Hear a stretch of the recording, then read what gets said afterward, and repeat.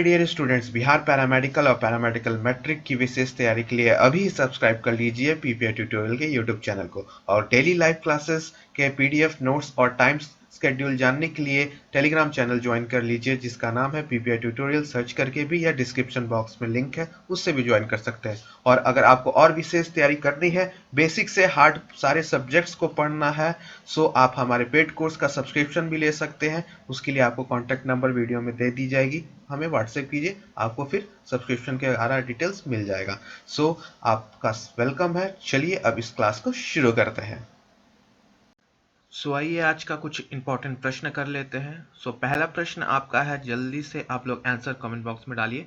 Who was the first women cabinet minister of India? यानी भारत की पहली आपकी महिला कैबिनेट आपकी मंत्री कौन थी? तो पहला ऑप्शन है आपके कंप्यूटर स्क्रीन पर, मोबाइल स्क्रीन पर, डॉक्टर विजय लक्ष्मी पंडित। दूसरा है राजकुमारी अमृत कौर, ठीक है। थर्ड है आपका डॉक्टर एनी बेसेंट और ऑप्शन नंबर डी है शीला दीक्षित। तो doctor Vijay Lakshmi Pandit, Rajkumari Amrit Kaur, the doctor Annie Besant और डी आपका शीला दीक्षित। तो ए बी सी डी में से जल्दी बताइए करेक्ट आंसर क्या होगा। सो करेक्ट आंसर यस, आपका ऑप्शन नंबर बी क्या हो जाएगा, राजकुमारी अमृत कौर आपका सही हो जाएगा। ठीक है, ठीक है। और ये जवाहरलाल नेहरू जी की आपका फर्स्ट वुमेन कैबिनेट में थी और इन्होंने 10 साल तक अपना सेवा दिया। ठीक है, और इनको मिनिस्ट्री ऑफ हेल्थ मिला था। क्या मिला था? Ministry of health. ठीक है, मिनिस्ट्री ऑफ हेल्थ 1950 में, 1950 के। ठीक है, ठीक है। चलिए नेक्स्ट क्वेश्चन पे चलते हैं। Who is the supreme commander of the armed forces of India? यानी भारत के सशस्त्र बलों का सुप्रीम कमांडर कौन है? बहुत ही अच्छा क्वेश्चन है और सभी को आंसर पता होगा। ए भारत के राष्ट्रपति, बी भारत के उपराष्ट्रपति, सी भारत के प्रधानमंत्री या डी भारत के रक्षा मंत्री। तो president of India, prime minister of India, vice president of India या डिफेंस मिनिस्टर ऑफ इंडिया। तो अभी आपको ये क्वेश्चंस का आंसर फटाफट और सही देना है। ठीक है, सो करेक्ट उत्तर क्या हो जाएगा आपके? Yes, president of India. Supreme commander हमारे आर्म फोर्सेस के प्रेसिडेंट ऑफ इंडिया रहते हैं। अब यहाँ से करंट अफेयर्स का मैं क्वेश्चन पूछ रहा हूँ कि अभी आपके नए आर्मी के चीफ जनरल अपॉइंट हुए हैं, क्या नाम है उनका? और पुराने का क्या नाम था? आर्मी चीफ को बताना आपको, जल्दी बताइए।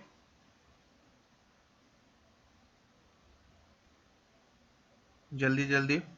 तो जनरल मनोज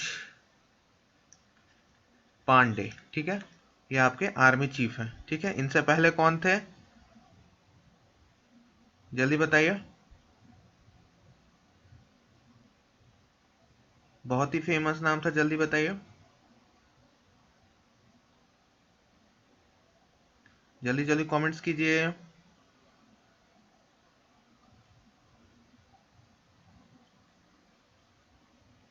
मैं प्रत्येक का देख रहा हूँ कमेंट्स, देखता हूँ किसका आंसर आता है। बहुत ही इजी है, अभी तुरंत ही हुआ, इसलिए इसको मैं करंट अफेयर्स में डाल रहा हूँ।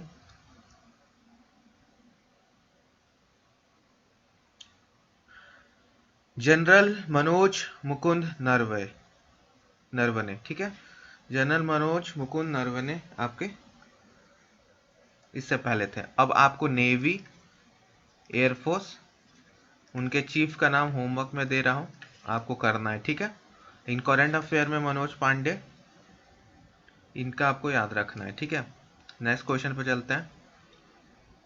विच of the following is the highest civilian honour of India? ठीक है, भारत का सर्वोच्च नागरिक सम्मान इनमें से कौन सा है? आपका बता दीजिए करेक्ट उत्तर क्या होगा। करेक्ट उत्तर क्या होगा, जल्दी बता दीजिए। ए पद्म भूषण, बी भारत रत्न, सी पद्मश्री या डी पद्म विभूषण। ठीक है, जल्दी बता दीजिए करेक्ट उत्तर क्या होगा। कमेंट्स कीजिए जल्दी जल्दी।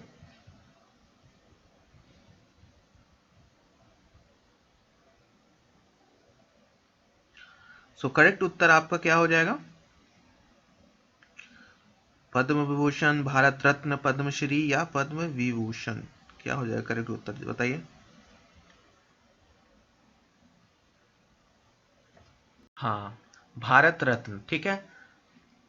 भारत रत्न आपका सबसे हाईएस्ट सिविलियन ऑनर है, यानी सिविलियंस को दिया जाता है, ठीक है। तो भारत का आपका रत्न जो है सर्वोच्च सम्मान है, जो कि आपको किसी भी व्यक्ति को दिया जाता है कोई भी अच्छा सेवा या कुछ भी उच्च स्तर का काम के लिए, ठीक है। सो नेक्स्ट क्वेश्चन पे चलते हैं। The age of the member of Rajya Sabha is required. Rajya Sabha सदस्य के उम्र से कम नहीं होनी चाहिए। कितने उम्र से कम नहीं होनी चाहिए? मिनिमम एज क्या है? 25 वर्ष, 30 वर्ष, 35 वर्ष या 28 वर्ष? बहुत ही अच्छा सवाल है, जल्दी बता दीजिए। तो कम से कम आपको कितने ईयर्स का होना चाहिए? जल्दी बता दीजिए। यस, कम से कम 30 ईयर का होना आवश्यक है राज्यसभा का मेंबर के लिए। लोकसभा का क्या हुआ है मिनिमम एज आपका एज? ये होमवर्क रहा, ठीक है। लोकसभा मेंबर बनने के लिए मिनिमम एज कितना होना चाहिए? राज्यसभा का तो 30 ईयर है, ठीक है। ये आपका होमवर्क रहा, ठीक है।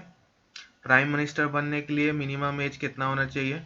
प्रेसिडेंट बनने के लिए कितना मिनिमम एज होना चाहिए, ठीक है। वोटिंग डालने के लिए कितना मिनिमम एज होना चाहिए? विवाह करने के लिए पुरुष और महिला का मिनिमम एज कितना होना चाहिए? ये होमवर्क है, इतना होमवर्क आपको करना है, ठीक है। इतना सारा होमवर्क आपको करना है, ठीक है। नेक्स्ट क्वेश्चन है, the cabinet is mainly in the centre. केंद्र में आपका मंत्रिमंडल मुख्य रूप से डैश के प्रति उत्तरदायित्व होता है? राज्यसभा, लोकसभा, प्रधानमंत्री, राष्ट्रपति। तो आपको बताना है करेक्ट उत्तर क्या होगा। तो केंद्र के आपका मंत्रिमंडल मुख्य रूप से लोकसभा के प्रति उत्तरदायित्व होता है, उत्तरदायित्व आपका होता है लोकसभा, ठीक है। तो लोकसभा, अब लोकसभा में कितने मेंबर्स होते हैं ये मैंने आपको प्रीवियस बता रखे हैं पेड कोर्स में। आपको कितने आपके मनोनीत किए जाते हैं प्रेसिडेंट के द्वारा, कितने सिलेक्ट होते हैं यानी इलेक्शन के द्वारा। राज्यसभा में भी मैंने बता रखा है। ये सब कॉमन प्रश्न है, कितने मेंबर्स होते हैं, कितने प्रेसिडेंट द्वारा अपॉइंट किए जाते हैं, तो ये आपको मैंने ऑलरेडी बता रखा है, तो उसको अच्छे से कर लीजिएगा, ठीक है। एक बार लाइक भी कर दीजिएगा वीडियो को। भारत में योजना प्रारंभ हुई, प्लानिंग स्टार्टेड इन इंडिया 1951, 1950, 1952 या इनमें से कोई नहीं, ठीक है। तो 1951 में आपका प्लानिंग स्टार्ट हो गया था, ठीक है। करेक्ट उत्तर क्या होगा? 1951।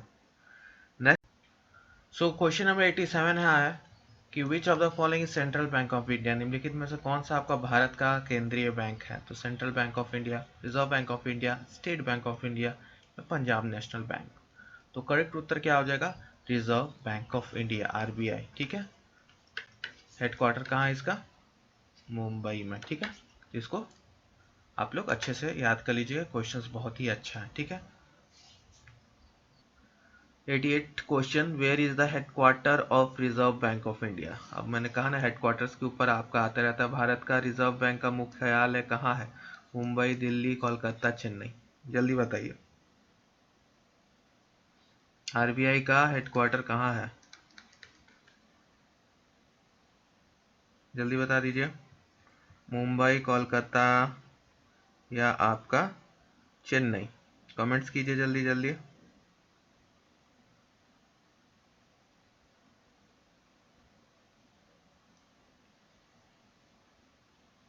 चलिए, तो करेक्ट उत्तर क्या हो जाएगा आपका? मुंबई, ठीक है। मुंबई में आपका यानी option number A is correct, ठीक है। नेक्स्ट क्वेश्चन पे चलते हैं। रिपीट हो गया क्वेश्चन, मुंबई ही इसका आंसर होगा। Chanakya was the chief adviser of which king? Chanakya किस राज्य का राजा का मुख्य सलाहकार थे? अशोका, हर्षवर्धन, चंद्रगुप्त मौर्य या कनिष्क? चाणक्य का नाम तो कौन नहीं जानते हैं, ये चंद्रगुप्त मौर्य के आपके एडवाइजर थे, ठीक है। अब एक जो क्वेश्चन छूट गया यानी 89, तो वो क्वेश्चन था कि आपका वंदे मातरम किनके द्वारा लिखा गया है? तो करेक्ट उत्तर क्या हो जाएगा? वंदे मातरम, मातरम किनके द्वारा लिखा गया है? तो करेक्ट उत्तर क्या हो जाएगा आपका? बंकिम चंद्र चटर्जी, ठीक है। करेक्ट उत्तर क्या हो जाएगा? बंकिम चंद्र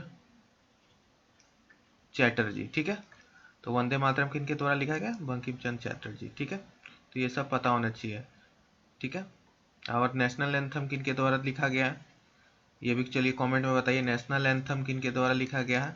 सभी को पता है, रविंद्रनाथ टैगोर। ठीक है, ठीक है। वंदे मातरम क्या है आपका? नेशनल सॉन्ग है। ये मैंने बता रखा है प्रीवियस ईयर में, यस और नो? ये मैंने बता रखा है कि नहीं आपको प्रीवियस ईयर्स वाले वीडियो में? तो ये चीज़ों को आपको मैंने पहले ही बता रखा है, और ये सब रिपीटेड क्वेश्चन है जो आते हैं। ठीक है, तो आज की क्लास कैसी लगी कमेंट करके ज़रूर बताइएगा, और ज्वाइन कर लीजिए पीपीआई ट्यूटोरियल, और टेलीग्राम चैनल भी ज्वाइन कर लीजिएगा। ठीक है, और जियो को पेड कोर्स ज्वाइन करना है, व्हाट्सएप पे मैसेज कीजिएगा, आपको फर्दर सारे डिटेल्स दे दिया जाएगा। मिलते हैं नेक्स्ट क्लास में, तब तक के लिए बाय बाय, और अच्छे से रिवाइज कीजिए, अच्छे से रिवीजन कीजिए, बेस्ट रिजल्ट लाना इस बार। Take care and keep studying.